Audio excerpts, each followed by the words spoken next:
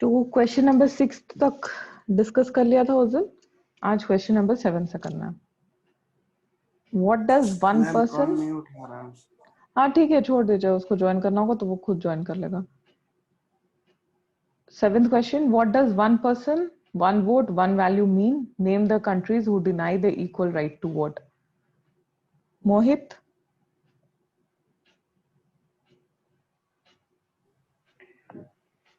Ma'am, one person one vote one value means each citizen has given, मतलब हर citizen को का vote का value एक होना चाहिए। जैसे कि हम लोग देखे थे कि बहुत सारे कंट्री जैसे फिजी, वहाँ वहाँ के इंडियंस को, मतलब इंडियन फिजियन जो है वहाँ के, जो वहाँ यहाँ से वहाँ बसे हैं, उनका जो वोट का वैल्यू कम होता है, लेकिन जो लोकल फिजियन है उनका वैल्यू वोट का ज्यादा होता है। तो मैम ये इक्वालिटी नहीं हुआ, क्योंकि एक इंसान का वोट ज्यादा है और एक इंसान का वोट कम है, ऑन द बेसिस ऑफ कि वो लोकल है और ये जो इंडियन फिजियन है, इसलिए। तो मैम जैसे कि कौन कौन कंट्री, फिजी है, इस्टोनिया है मैम, एक और कंट्री मैम रुके बता रहे हैं मैम। सऊदी अरबिया 2015 तक वोट नहीं था वोमेन्स को। Good. Okay, next question. Is it correct that a democratic government cannot do whatever it likes? Explain. जो डेमोक्रेटिक गवर्नमेंट है वो हर कुछ नहीं कर सकती है जो भी वो चाहे। क्या ऐसा है? अगर ऐसा है तो क्यों है? लक्ष्य? मैम क्योंकि वो इलेक्शन जीती है, पीपल उसको इलेक्ट किए हैं, और वो क्यों नहीं कर सकते? क्योंकि रूल्स बना हुआ है, कॉन्स्टिट्यूशन में कुछ राइट्स दिए हुए हैं, और वो करेगी तो उसके खिलाफ कुछ एक्शन लिया जा सकता है। एग्जैक्टली। तो जो एक डेमोक्रेटिक कंट्री है जहां पर एक डेमोक्रेटिक स्टार्टअप स्टैब्लिश्ड है, उसका कुछ रूल्स एंड प्रोसीजर्स होता है। गवर्नमेंट को उस प्रोसीजर्स को फॉलो करना ही है। बेसिकली जो कॉन्स्टिट्यूशन है उसके बियॉन्ड गवर्नमेंट नहीं जा सकती। जो इंडिविजुअल सिटीजन राइट्स है उसको गवर्नमेंट वायलेट नहीं कर सकती। और अगर कुछ ऐसा है तो जनरली उसको लोग नेक्स्ट इलेक्शन में वोट आउट कर देंगे। ठीक है। और बहुत सारे ऐसे इंस्टीट्यूशन है, जुडिशरी है और भी ऐसे इंस्टीट्यूशन है जो गवर्नमेंट के ऊपर चेक रखते हैं कि गवर्नमेंट जो कर रहा है वो लॉफुल है या अनलॉफुल है। Next question, Pakistan under the general Pervez Musharraf is not called a democracy, why? अनुराग?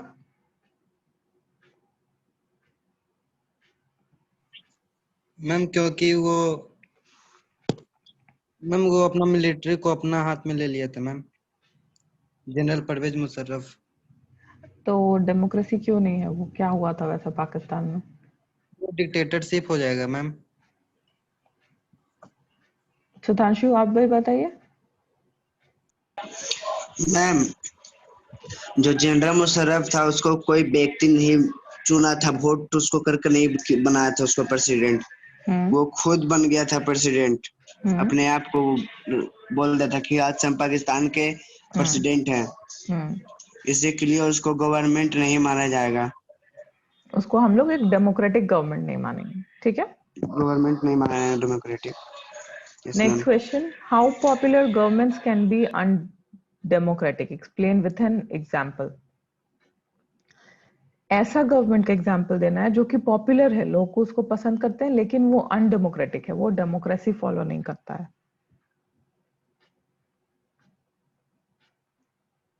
किसको पता है आंसर? मैम हिटलर शायद होगा। नहीं, हिटलर को लोग पसंद नहीं करते थे। वैसा गवर्नमेंट जिसको लोग पसंद करते हैं, लेकिन वो डेमोक्रेसी नहीं है। यस मोहित?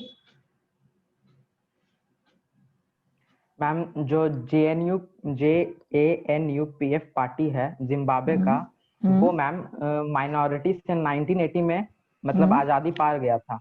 लेकिन मैम तब से और अभी तक सिंस इंडिपेंडेंस वही रूल कर रहा है पूरे कंट्री को मैम, क्योंकि वो मतलब ऑपोजिशन को मतलब जीतने नहीं देता था मैम, कुछ कारण से। वो अच्छा गवर्नमेंट था मैम, लेकिन वो मतलब अपने से मतलब कुछ अनडेमोक्रेटिक काम करके वो अपने आप को बना लेता था, अनफेयर प्रैक्टिसेस का के कारण। Okay. Next question. Till 2000, Mexico was not a democratic country. Explain. Mexico में कैसा situation था? मैम वहाँ गवर्नमेंट हमेशा जीतती थी, वहाँ फेयर इलेक्शन नहीं होता था। पीपल के पास राइट था वोट का, लेकिन फेयर इलेक्शन नहीं हो पाता था, और आपको 2000 तक एक ही पार्टी जीत रही थी, इसी कारण अपोजिट पार्टी कोई नहीं थी। इसमें मीडिया भी प्रेशराइज नहीं करता था, और मैम जितने अपोजिशन थे उनको जीतने ही नहीं दिया जाता था। मैम डर्टी ट्रिक्स इलेक्शन के लिए किया जाता था, लास्ट टाइम पे बूथ बदल दिया जाता था मैम, ताकि लोग जाकर वोट ही ना कर पाए। Next question, what is the significance of rule of law and respect for rights in democratic country? ये कौन बताएगा? मैम क्वेश्चन का मतलब बता दीजिए तो। क्वेश्चन का मतलब किसको समझ में आ रहा है? Respect for rights in democratic country, ये तो क्लियर है। डेमोक्रेसी में इंडिविजुअल राइट्स को, सिटीजन्स के राइट्स को सबसे ज्यादा इंपॉर्टेंस दिया जाता है, ठीक है। रूल ऑफ लॉ क्या है? रूल ऑफ लॉ पहले भी बताए हैं। रूल ऑफ लॉ का ये कॉन्सेप्ट है कि law is above everything and everyone, ठीक है। हमारे कंट्री में जो कॉन्स्टिट्यूशन है, it is above everybody. No prime minister, no president is above the constitution and can go beyond the constitution. जो कुछ भी करना है वो उसका पावर कहाँ से डिराइव होता है? वो कॉन्स्टिट्यूशन से डिराइव होता है। और जो कॉन्स्टिट्यूशन है वो पीपल के विल का रिप्रेजेंटेशन है। लोगों ने खुद को वो कॉन्स्टिट्यूशन दिया है और खुद को बाइंड किया है उन सारे रूल्स एंड रेगुलेशंस को फॉलो करने के लिए जो कॉन्स्टिट्यूशन में दिए गए हैं। ये रूल ऑफ लॉ है, जहां पर लॉ सबसे बड़ा है और लॉ के आईज में एवरीवन इज इक्वल। वो प्राइम मिनिस्टर हो, प्रेसिडेंट हो या कोई एक नॉर्मल कॉमन पीपल हो, everybody is equal and nobody is above the law. इसको हम लोग रूल ऑफ लॉ कहते हैं। तो what is the significance of rule of law and respect for rights in democratic country? Rule of law और democratic rights का क्या importance है? राइट्स का क्या इंपॉर्टेंस है डेमोक्रेटिक कंट्री में?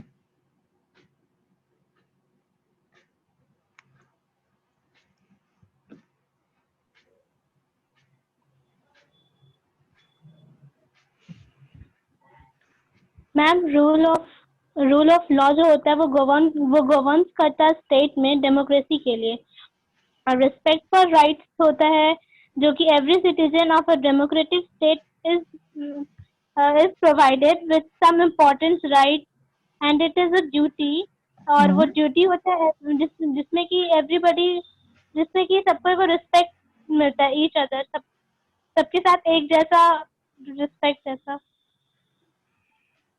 ठीक है, आपका आंसर थोड़ा थोड़ा ठीक है आयुषी। मोहित?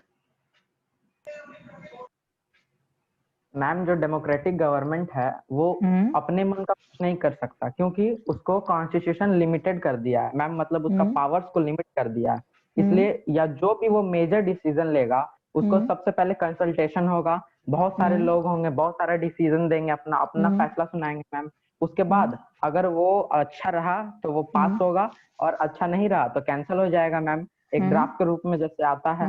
और अगर मैम अगर कोई लॉ बन गया और उसके लिए अकाउंटेबल नहीं है गवर्नमेंट, मतलब वो मतलब पीपल अगर कोई सवाल करते हैं उसके पक्ष में, मतलब उस लॉ के पक्ष में या विपक्ष में, अगर वो गवर्नमेंट नहीं बता पाता है तो मैम उसका रिस्पॉन्सिबिलिटी है। और ये पावर भी है मैम पीपल्स को कि वो उनको हटा भी सकते हैं, या तो वो जो रूलर है वो अपना मतलब जो लॉ बनाया वो हटाएगा।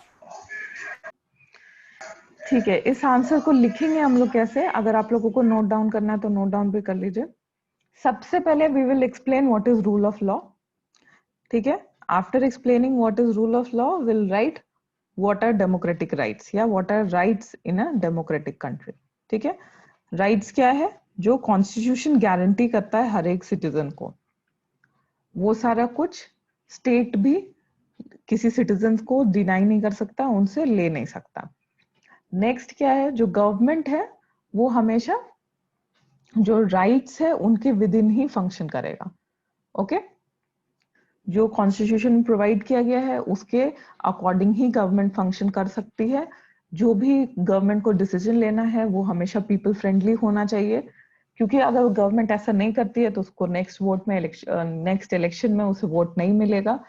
और यही दो रीजन है जिसकी वजह से डेमोक्रेसी में राइट्स और रूल ऑफ लॉ ये सबसे ज्यादा इंपॉर्टेंट हो जाता है। ठीक है, क्योंकि अगर गवर्नमेंट रूल ऑफ लॉ नहीं फॉलो कर रही है और पीपल के राइट को अगर प्रेफरेंस नहीं दे रही है, उनके राइट को वायलेट कर रही है, उनको राइट्स अगर डिनाई कर रही है, तो वो लोग कभी भी जो डेमोक्रेटिक कंट्री में जो सिटीजन्स हैं वो कभी भी ऐसे गवर्नमेंट को पसंद नहीं करेंगे और नेक्स्ट इलेक्शन में उन्हें कभी वोट नहीं करेंगे।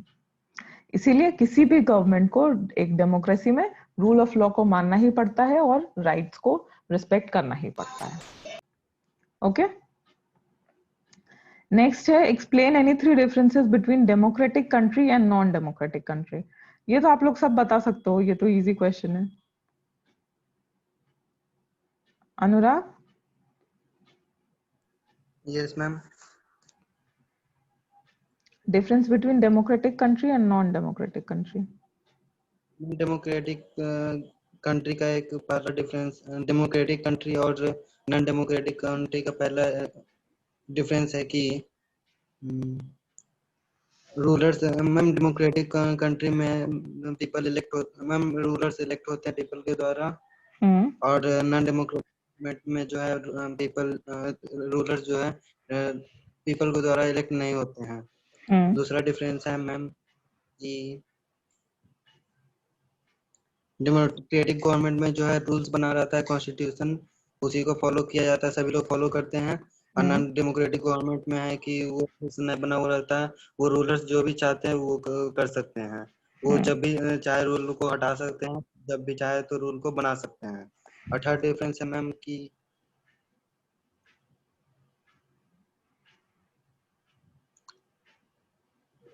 थर्ड डिफरेंस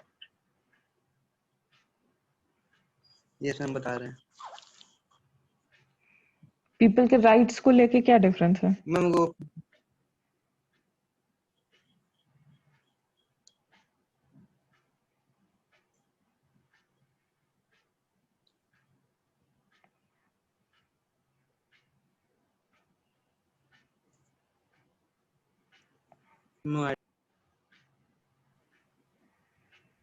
लक्ष्य बताइए। मैम पहले तो डेमोक्रेटिक में आपको फेयर इलेक्शन होता है, जो अनडेमोक्रेटिक में नहीं होगा। और आपको क्या बोलते हैं, डेमोक्रेटिक में गवर्नमेंट के पास लिमिटेड पावर्स होता है और अनडेमोक्रेटिक में अनलिमिटेड। मैम आपको डेमोक्रेटिक में पीपल के पास राइट होता है वोट देने का, पर अनडेमोक्रेटिक में जरूरी नहीं पीपल के पास राइट हो ओपिनियन देने का। मैम डेमोक्रेटिक में पास सब चीज का राइट होता है, like right to vote, right to express their feeling. और अनडेमोक्रेटिक में ये सब नहीं होता है। मैम पीपल के पास इंडिविजुअल राइट्स नहीं होता है। Yes ma'am. मैम डेमोक्रेटिक में हम लोग इलेक्ट करते हैं कोई लीडर्स को, और अनडेमोक्रेटिक में कोई भी लीडर सेलेक्ट नहीं करता, वो अपने से हो जाते हैं। यस, जिसके पास पावर हो वो हेरिडेटरी रूलर होता है या तो मैम मिलिट्री रूलर होता है। मैम मिलिट्री डिक्टेटर होता है या तो हेरिडेटरी होता है, यही होता है। ठीक है, अब इस क्लास को रीजॉइन करिए, इसको हम एंड कर देते हैं और ये सेम लिंक से इसको रीजॉइन कर लीजिए, उसके बाद long answer type questions discuss करते हैं। ओके।